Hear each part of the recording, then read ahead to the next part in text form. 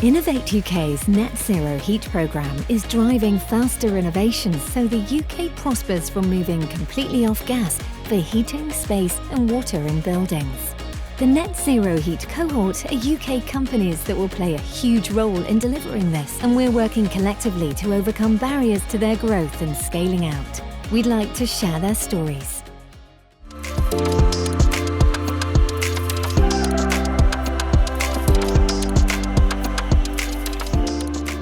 Heata was born out of an innovation project within British Gas. They were looking at innovative ways of solving the fuel poverty crisis, and it was one of the Bitcoin mining booms at the time.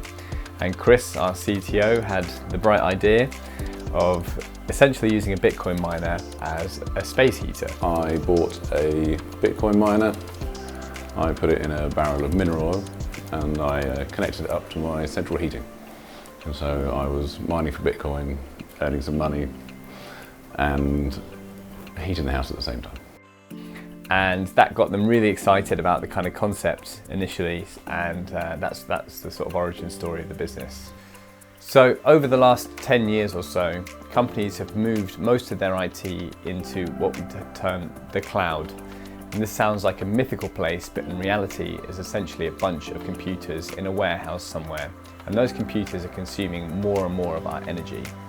Data centers already emit more carbon than the entire aviation industry and are consuming more and more of our electricity, and that is forecast to double within the next 2 years. That energy that's used by the computers is ultimately lost as heat, which is typically vented into the atmosphere, and then the data center spends a bunch of extra energy cooling the whole building down, and therefore what Heata is trying to do is reuse the waste heat from those data centers to provide heat to society. Heata puts powerful compute servers into people's homes. We attach them to their hot water cylinders and they get free hot water as a result of the byproduct of the processing.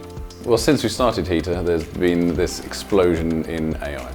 You know, people are talking about nuclear power stations to run data centers, and there's been a lot of sort of congestion on the grid. It's been very hard to get planning for data centers. So if you can reuse that heat twice, if you can have the servers in people's homes, or you can have sort of smaller clusters of servers that are supplying blocks of flats, then you don't need extra planning for those data centers. That electricity is already being used to heat those homes. You're just adding an extra service in with no losses. So the benefit of using Heata for our customers is that they can not only access a much lower carbon cloud service, but also that they can give heat to people who need it. So not only are we more energy efficient, but we're more socially impactful at the same time. I would say it's been really helpful to be part of the net zero heat cohort group. Like any industry, there's a lot of complexity and there's a lot of sort of knowledge that exists in that place, and as a new entrant you just don't have any of that knowledge. And so I think being part of that group, it's a problem shared, I suppose, and there were a lot of overlaps. It's been great in meeting people in the same boat.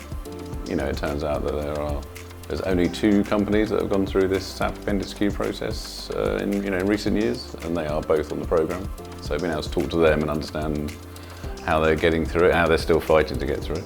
But then also being connected into lots of useful people, and so I think it's about all of those interconnections. That's what's been really helpful.